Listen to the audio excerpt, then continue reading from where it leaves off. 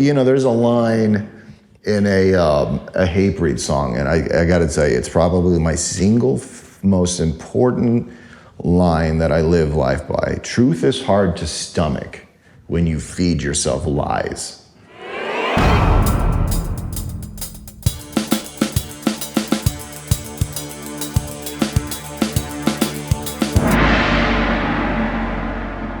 Hey, everybody. This is Gus Rios with Left to Die and Gruesome and Kill Division, formerly of Malevolent Creation, here to talk about some drums today.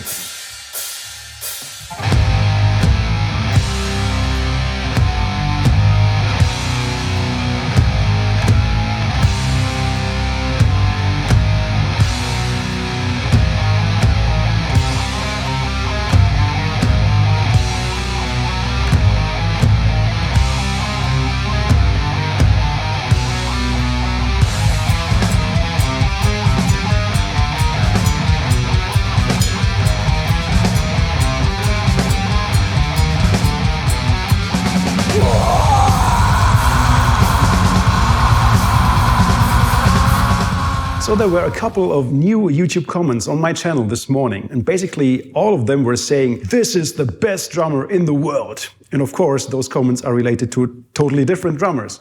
To me, the best drummer question is rather pointless. But what are the things you value the most in your own drumming and other players you value? That's a good question. I will say, and this is a very interesting new development for me as a drummer, is coming out of the pandemic. Prior to that, man, I was a full-time drummer for 20 years or whatever. Like, I made a living playing drums. Like, if I was on tour playing drums or I came home, I kept playing drums in bars and clubs and stuff. And then I transitioned to being a singer guitar player. And that's how I've made a living for the last 3 years when I'm not on tour. And I have a newfound appreciation for, and this is very, very important, for the musician that plays drums, not the drummer. There's a huge difference. A drummer is the guy that shows up, and I'm really mostly concerned with playing drums. The musician shows up and says, hey, I want to make music with this guy, and this girl, or whatever, and I'm playing this instrument, but I know my place in the scheme of things. You know what I mean? I'm not gonna step on anybody's toes. I'm just here to do what I'm gonna do to make the music work. And that is incredibly rare. Most drummers seem to show up. I've done gigs where, and I'm playing simple pop and dance music at home for a living. It's not glamorous and it's not tech and it's not ever, but your job is to make the music feel good. And I can't tell you how many guys just have no idea how to do that. Even if you listen to like Human from Death, Sean managed to like interweave the articulations and the nuances between really solid kick and snare hits. So it never distracted the listener. It only pulled you in if you really wanted to listen for it. So I think that's, I guess at the end of the day, the drummer that knows how to play music, not just drums, is that's what impresses me the most today. So do you think you need to be good at another instrument to be that kind of musician, or? That's an interesting question too, because, and I've often wondered, what is it like to be a drummer that doesn't play another instrument? Because I have no idea I was a guitar player before I was a drummer. So when I hear a guitar riff, first thing that my brain does is like, I watch like Rick Ross right now, we're gonna write Left to Die original music. So he's been playing some riffs at soundcheck, and the first thing I kind of do is I see him play the riff, and I go, so I kind of learn the riff in my head, and then I think, what am I gonna do to it? I mean, I guess you don't have to learn to play another instrument, but I think you definitely have to be aware of music composition beyond just the tempo or time aspect of it. You need to be aware of melody, vocal structure. I think one of the biggest things is if there's a section coming up, the drummer's job is to sort of do that transition into that next section. in a way that doesn't just say, hey, everybody, look at me, I'm the drummer, but hey, we're going into a new place in this song, let's all move together. You know, I guess it's like a musical drummer. That's the stuff that I think is great. And I think a lot of drummers would benefit in the long run, being aware of that and being respectful of it. Because I see a lot of comments online, and there's like the jokes of the guitar player told me to quit hitting the cymbals so hard or whatever. And it's like, yeah, man, if your whole band wants you to do something different, you're in this band. Like it's your job as part of a team to be a team player. You know what I mean? Like, and I think the drummers that that work the most are the ones that kind of adhere to that. I can tell you as a guitar player now, when a drummer shows up to do a gig with me and I have no anxiety, that's a good drummer. Like, you just know that this guy's going to do his job. He's not going to like blast my face off. He's not going to blast the audience away. He's just going to do what he's got to do. You know what I mean? Even with the Left to Die stuff, I'm playing a record from 34 years ago or whatever. And, this is a record that people have been listening to for a long time. I'm not going to start playing a bunch of new stuff and, basically satisfy my own ego. Like, I'm here to play those songs how all of you remember it and how I remember it. You know what I mean? Like, I'm used to hearing them a certain way. So I'm going to honor the music because the music is more important than me as a drummer.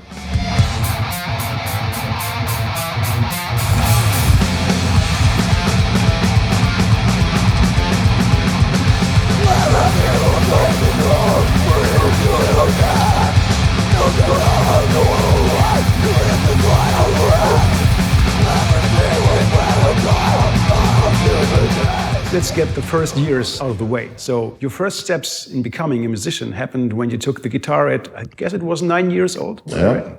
So what made you not only play the drums, but focus on punching instead of just shredding? It's funny. I just told this story the other day. It was because, we're kids. And by the time I was 12, my brother and I had gotten pretty good at guitar. And we couldn't find anybody to play drums. So we found somebody to play drums, and he wasn't very good. And I sat down, just because you're a kid and it's a drum set, drums are fun. And I immediately I could split my limbs just naturally. And it turned into a thing where my brother was like, hey man, you're kind of a better drummer than this dude. And I kind of fell in love with the drums, and I was like, yeah, this is actually really fun. I've still always stayed as a guitar player, but I've definitely focused more on being a drummer. So staying in that realm, with your brother Hector, who was playing the guitar, you had the band Sickness in the mid-90s, and later, upon Infliction, you still play with him in the Gin and Tonics. How was and is the musical exchange between the two of you? Obviously there's a brother connection there, but when you've been making music with somebody for so long and now we do it as a living, this is our profession, it's almost like we don't talk. We just know what to do, you know what I mean? And now it's just a matter of, hey, we should learn this song because, people have been asking for it or whatever. So it's become kind of like it's a business. It's how we make a living. So it's just sort of assumed that role, but it's obviously incredibly easy because, we've been making music together since, we were 9 and 10 years old. I have a guitar player who I went to a kindergarten with, and we can jam together for hours. And we know each other that well. We can do the tennis match, the friendly tennis, where somebody's leading, somebody's following. And those are those things that it's almost like a language that you learn to speak. And obviously, the more you speak with somebody, the more comfortably you communicate. Yeah. There's almost no barriers, And I think some of the best drummers are the guys that, like Vinny Colaiuta, that guy just seems to be able to do that with people he just met.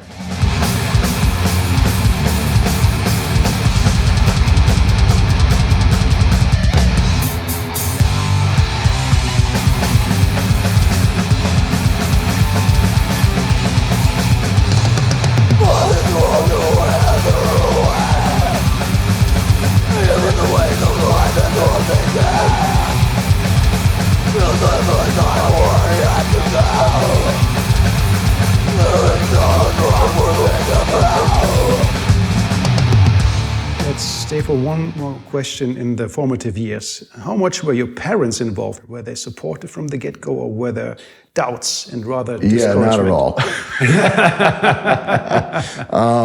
all. Especially, my parents are religious Latin people from Venezuela. Like, we had to hide our cassettes. I remember my mom found Hello Waits. This is like 1987 or 88 or something. And ay, Dios mío, you know what I mean? Like, there was a priest dousing my house. True story. The next day, there was a priest in my house, and my brother and I were just like, dude, are you serious? Yeah, we don't worship the devil. This is just cool music, you know what I mean? Like, I don't believe in any religion. That includes the devil. You know, it's funny, man. The other day, I sent my mom pictures of all the shows, and most of these shows, thankfully, have been sold out. And I've been sending her the pictures, because to this day, my mom's like, I play devil music. And I'm like, a lot of people like devil music, Mom. Check it out. Yeah, no, man, I forged my musical path against the stream. You know what I mean? I fought to make it happen. Because I knew from a really early age, this is it, man. This is all I want to do. There was no other. Even in the pandemic, I was like, I don't care how long it takes. I'm gonna come back. Like, there's no way I'm not gonna do this.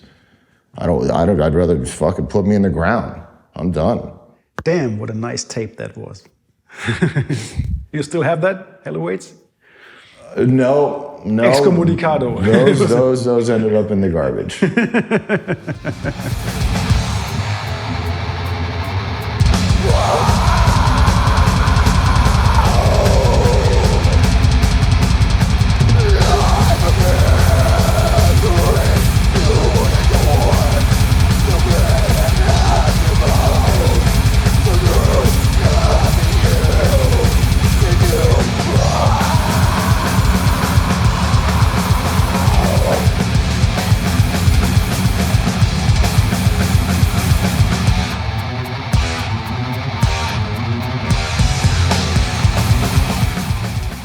That you play nowadays rather calm, and you have a rather loose grip, and this really reminds me of how Sean looked on the drums. So what did Sean show you? Did he analyze your playing and comment on it? Interestingly enough, by the time I started studying with Sean, I had already studied with Dave Kohlross from Malevolent Creation at the time, and Suffocation and stuff. And it was Dave that got me into proper technique, you know what I mean? Like, instead of flailing my arms around, it was, arms down, up, just your wrists and your fingers and all that. So my technique was fairly sound by the time. I don't think Sean would have given me drum lessons if I would have been, he would have been like, what am I going to do with this?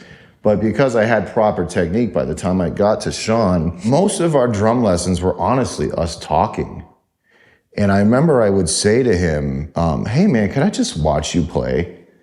Because obviously drums is a very physical instrument. And fortunately, if you know what to look for, you can watch somebody play and watch their movements and obviously replicate them to try to get that, whatever it is you're trying to achieve. And to me, watching Sean play drums was like watching water pour out of a glass. It was just this flow. But yet, man, he hit his snare and kick, like, you know what I mean?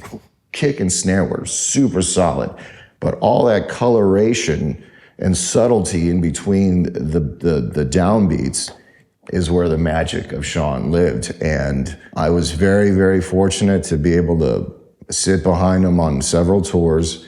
I watched him play Focus every night for weeks. I watched him play Human every night for weeks. It's wonderful to hear that somebody can watch me play and connect the dot to that vibe and style I've seen footage from Malevolent Creation, the live stuff from 2010, and I've seen very recent videos. And for me, there's a huge difference how you treat everything, the whole posture, all the movements. You know who I have to credit a lot of that to is Derek Roddy.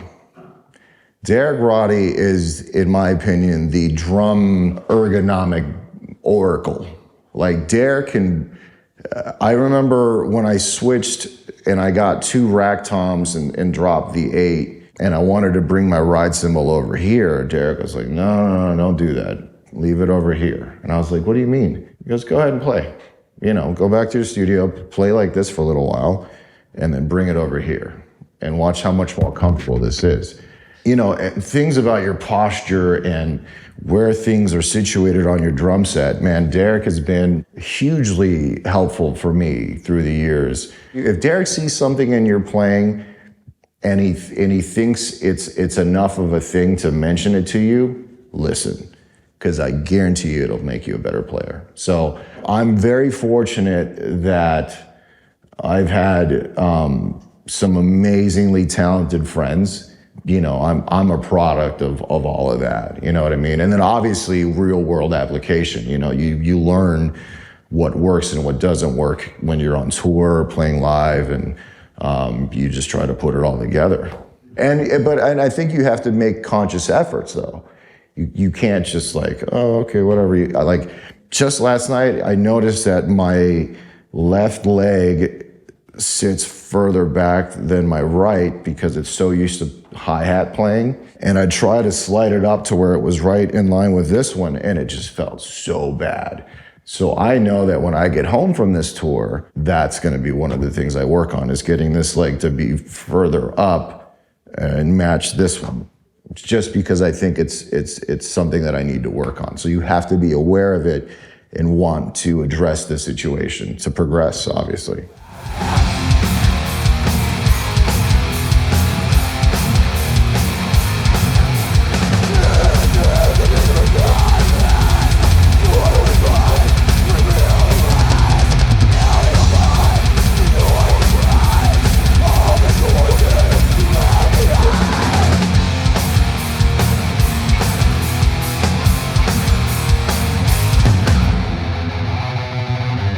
There's more ways than just one of being influenced by other drummers. So there is studying through listening to the performance, there's watching from up front, and there is talking to the person. What are your key moments of those 3 different instances? Okay, so studying with Dave Kohlross was very much practice pad. You know, back before I studied with him, I was completely self-taught, so I was like this guy.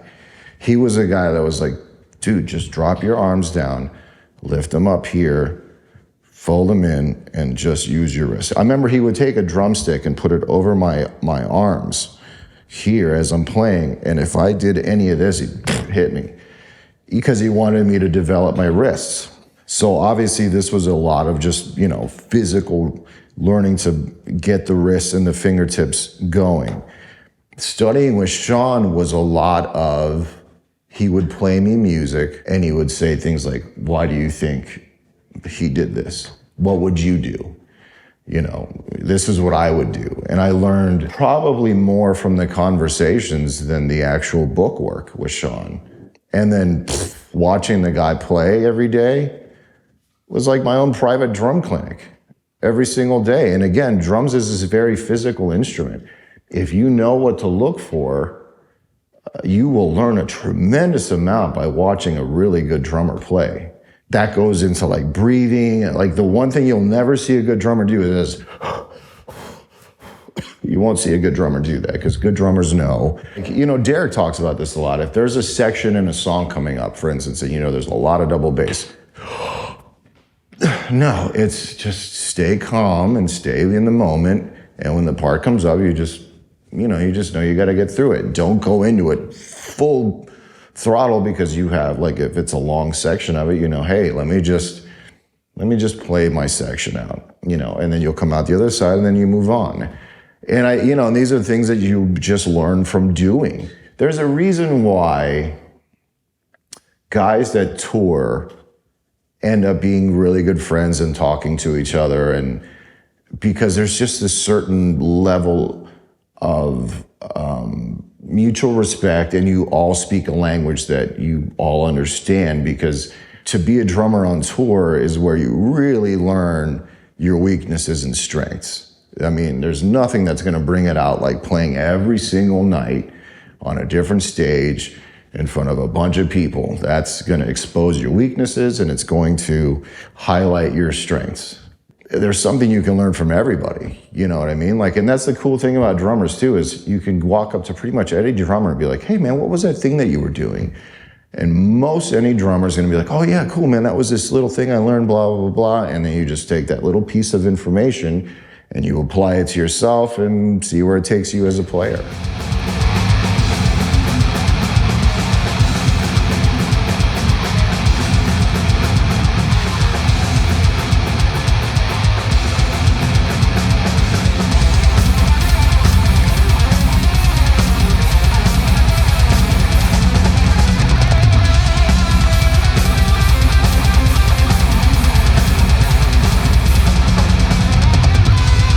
With drumming in Resurrection and Malevolent Creation, you joined bands who already were around when the death metal genre was still young and in development. So how was it to play in those bands? And since every band is different, did you have to adapt to fit what was needed? You know what's interesting? I also made a living playing in cover bands at home. So for better or worse, in my case, I feel for better because I'm able to make a living. I haven't had a normal job in 20 years or 20-something years. I became good at mimicry, and I can listen to a piece of music and get into that guy's head pretty quickly and just do what that dude does. A couple of years ago, I did the Spiritual Healing album in its entirety, which, you know, I gotta say, man, it required a lot more patience than I thought. I remember very clearly my first time I ran through that album that I've listened to 1,000,000 times, I had way more hiccups than I anticipated, because I'm like, oh man, this feels way weirder than I would do. With Malevolent Creation, you know, there was Alex Marquez parts, there was Dave Koolross parts, and Mark Simpson parts from the first record. So it's almost like you had to take off the Mark Simpson hat and put on the Dave Koolross hat, and then take that one off and then play the Marquez hat. Because again, I think the moral of the story there for me is, at the end of the day, it's that song or it's that record. And the audience is used to hearing it a certain way. So I'm going to play it that way because I want the people in the audience to enjoy the show and not be thrown off and like, whoa, what was that? I just want to play the song how everybody's used to hearing it. And I think that's something, I guess it's a skill of mine. And I guess the criticism for me would be, well, then what's your voice? I guess I'm just a good chameleon. And, you know, when it comes to doing my own stuff, I'm definitely just a drummer that tries to play for the song. Like, that's just the guy I am, you know? And I think having to play so many different drummer styles, at the end of the day, man, it just gives me so many things so many influences to pull from. If I hear a part and I'm like, oh man, this would be a cool Alex Marquez part. Or if I hear this part, what would Bill Andrews do here? You know, I have all of these different things that I can pull from to make a part work better. You know, and it's happened every single night on these Left to Die tours in the US and here. You know who the drummers are in the audience because you see them air drumming, and I'm playing exactly what they're playing. And, you know, a lot of people be like, oh, Bill Andrews' stuff is really simple. But yet it's that iconic that it's important to certain people. And even the people that it's not exactly important to, they don't understand why it sounds so good to them, but it's because it sounds so much like the original. I don't feel any need to interject my own voice into something that's been established for decades. I want them to think Bill Andrews is playing, is basically what I want to do. And man, on several nights, people have come up to me and said, dude, identical. Like, you played all of the parts I wanted to hear, you played. And I'm like, that is very much on purpose, and thank you very much for noticing. I appreciate that. Yeah, on the side note, when I see Death to All and I see Gene play the stuff, he's doing pretty much Gene Hoglan, and I really enjoy the different touch. You know, and Sean was the same way. I remember on that first DTA tour back in 2013, the one that I was his drum tech on, I kind of criticized him. I was like, dude, you're playing the old songs like you. And he's like, well, it is me. And if you were to have seen Death in 1991, that's how I would have played it then too. And I was like, all right, well, I kind of get that. And it's just a difference of opinion at that point. You know what I mean? How you choose to present it. Leprosy is my favorite death metal album, not just Death the band, but like of the whole genre, that's my number one. So in my head, when I'm playing those songs, I'm literally hearing the actual song in my head. And those drum parts are just vital to me because they're just so powerful and they're so simple to do, like a just, it's not what's in me to do. That's what's in Gene and that's what's in Sean. And it doesn't make it any better or worse, but that's just the way they interpret it. This is the way I interpret it. And, you know, therein lies the beauty of music. It's completely open to interpretation, how you see fit. And if people react to it, which obviously, you know, Gene is 1,000 times more popular drummer than me, the guy knows what he's doing. Let him do Gene.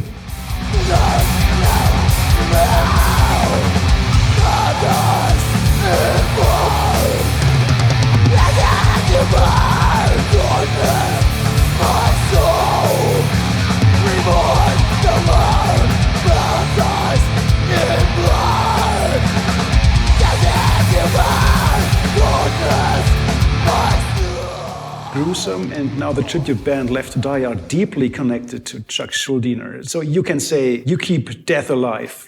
Is it all nostalgia for you, or is there some other motivation? You know, man, that's a deep question for me because music for me is my life. It's the single most important thing.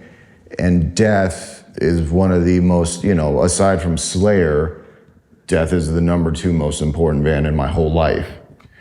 And believe me, it is in my mind every single night that, wow, like I'm part of this story now. I never played with Chuck, but I played in this band that emulated things that Chuck did, and that landed me in the role of, I'm on stage with Terry Butler and James Murphy.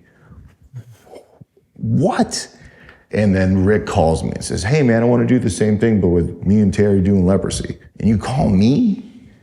Like, believe me, I get emotional sometimes, and and there's no way to not think about Sean, because the whole reason Gruesome became a band is because of Sean. I wish I could call him every single day and be like, dude, you won't even believe what I'm doing right now. Like, I'm playing with Terry and Rick and we're like playing death songs. And, and seeing the reaction of people in the audience, like hearing these songs and watching those two guys play it. And I've seen people in the audience get teared up. I've seen people, they just, death, it's just one of those bands that's so important to so many people. And there's not a moment that I take it for granted. And I have nothing but humility and respect and reverence for the position I'm in right now, for sure, 100%. How do you handle the drum sound? Because you already showed me your drum set and you have this overproduced drum sound reality. But how do you get it in sync with the past? I tune the snare drum lower than normal because that's the Leprosy snare drum. Our sound guy knows to drown it in reverb.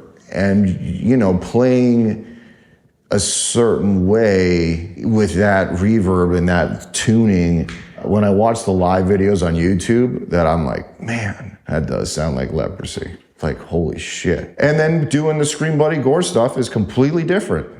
Chris Reifert did do really fast single stroke rolls over everything. So even in this set list, Bill Andrews did a lot of whereas Chris Reifert was like, played more Lombardo style. So, on the Scream Bloody Gore songs, I do a lot of Lombardo style fills, but on Leprosy, I don't. I'm just being respectful of the music and putting myself as a drummer second to the music first. And not only that, I know that the band sat at home and rehearsed to the recordings. So if I would have shown up and thrown them all for a loop, they would have been like, whoa, what's going on here? This isn't what I rehearsed. Wrong phone call. Right, wrong. I called the wrong guy. But these guys are, they're super happy with me. And, that's a great feeling to know that they have full confidence that when they go on stage, that guy back there has got our backs. You are going back. You are going back. Oh my God. Oh my God. Oh my God. Oh my God. Oh my God. Oh my God. With Gruesome, you are moving closer towards Death's human era. So you're probably one of the few drummers out there who actually really understand what that means and what you have to do. Or is it a weight for you or rather a soothing experience? I'm terrified. My way of doing this is I'm just going to be completely honest with the whole world. I watch Sean play drums a lot. I can emulate a lot of his mannerisms. I do not have a fraction of his vocabulary. He is way more skilled on drums than I am.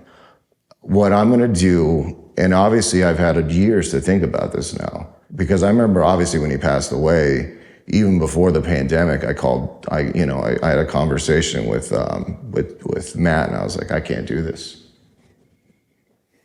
There's no way it's not gonna sound like human because of the musical structure and the way it is, but I'm gonna play like me. And everybody's always wondered, what does Gus Rios play like? This record will show you what I play like, because the best way I can honor my best friend is to be myself. There's gonna be a shit ton of double bass. And I remember when I heard the first demo, I wanted to call Sean and be like, you asshole, I gotta play all this double bass now because of you. I added the 8-inch tom. Tom, Sean's husband, Tom, sends me, I have Sean's actual 8-inch tom now. And I tuned all my drums back up a little higher. I'm gonna use a 4x14. I added the splash cymbals back. I got 2 rides, 2 chinas. I'm gonna flick the tech dial way more than Gruesome has been. But I'm just gonna be myself, man, and hope people accept it. And know that it comes from here, from my buddy.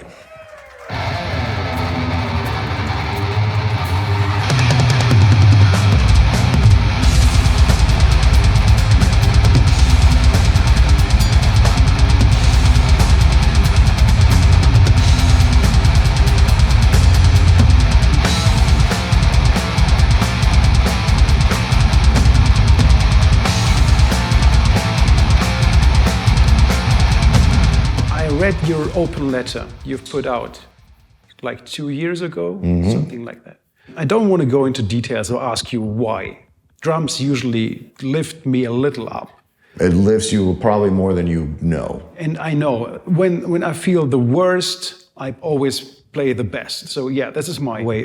Could you help some folks? Man, I'll tell you, when I released that was probably the worst feeling I ever had, because I was like, what did I do? I just told the whole world I'm insane. My family didn't have a clue, so they all read it when everybody else read it. Man, the outpouring of support and love shocked me. And I got hundreds of messages, hundreds. 17 of them, exactly 17 of them, were from people that said, dude, I read this at the right time. Oh, man. That's why I wrote it, and I wrote a follow-up because, when you're in that moment, you're obviously not thinking about the future because you're trying to stop a future from happening. I think about it often on this tour because when I made the decision to do it, I was over here in Europe. Dude, none of this would have happened.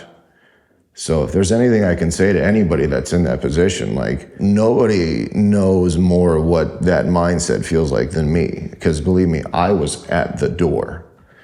I was going to do it. I actually had to have my gun confiscated because I was still a threat to myself because I was going to do it at some point. That's how bad it was. And, you have to do the work. You have to go to therapy. You have to be honest with yourself. You have to address the issues that got you there. And again, the biggest thing is be honest with yourself.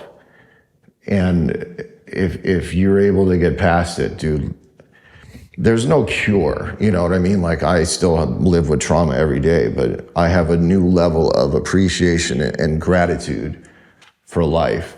And believe me, dude, I'm on tour playing Leprosy.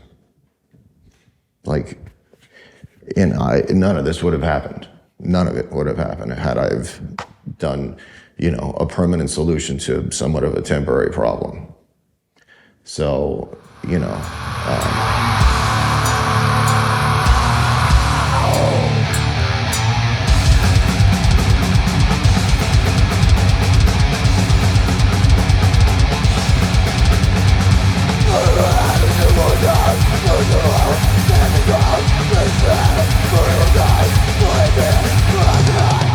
Dude, it's interesting. Like, I did this Kill Division record with Dirk fucking Verburen, right? He's a friend of mine. Dirk's the fucking nicest guy in the world. Yeah, he's way too nice. Way too nice, almost, right? Dude, did that record blow up? No. It seems like the drummer's who people care about the least in the band. Unless you're Tommy Lee or Lars Ulrich, you know what I mean? Or obviously like Neil Peart or whatever. I don't know any drummer that started to play drums because they wanted to be famous. Every drummer I know plays drums because they fucking love playing drums. You would still do this even without being on stage, right? There you go. I gotta say, well, what's interesting, man? After Sean passed away, dude, I went through a period where I resented drums. Like, I didn't want to play drums at all because they just, every single time I sat down to play drums, it just made me feel terrible. And I was like angry at drums. But, that's part of the processing of grief. I was just angry. And now very recently, in the last 6 months, where I'll wake up and I'll be like, if it's my day off and I don't have any gigs, I'm like, dude, I'm going to go to my studio and just play drums and like practice and like do stuff. Like, I still love the physical act of playing a drum, even at sound check. As soon as I get them in my ears and I'm like hearing drums, it annoys the sound guy because I just want to play. And he's like, all right, I got to check guitars, dude, shut up.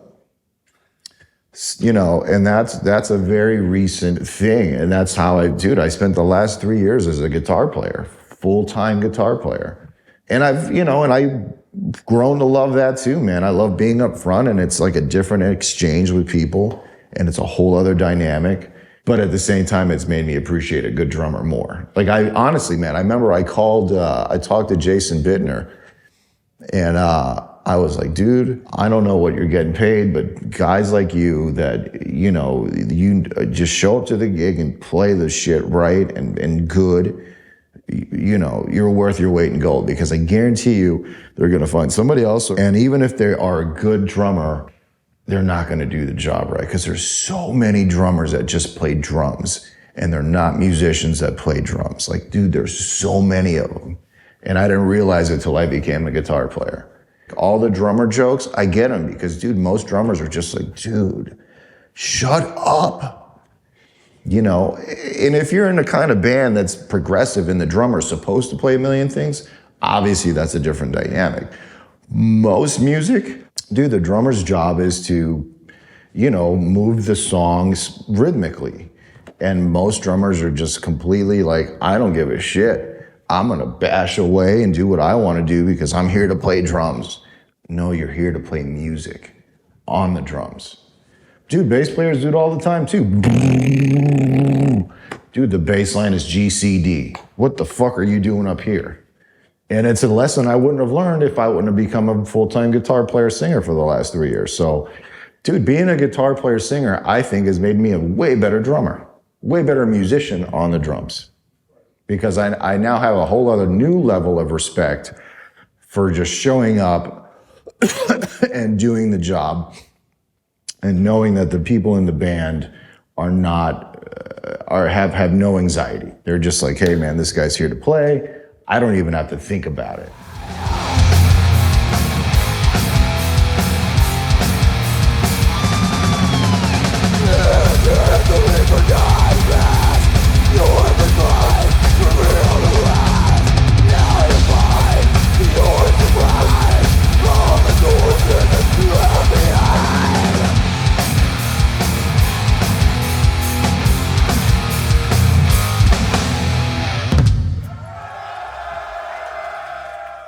Hey guys, this is Gus Rios. This has been Drum Talk. It's been a lot of fun. I hope you guys enjoyed it and hopefully learned a thing or two. And that's the great thing about us drummers is we're all about helping each other out. So, thank you guys and thank you for having me. And we'll see you out there.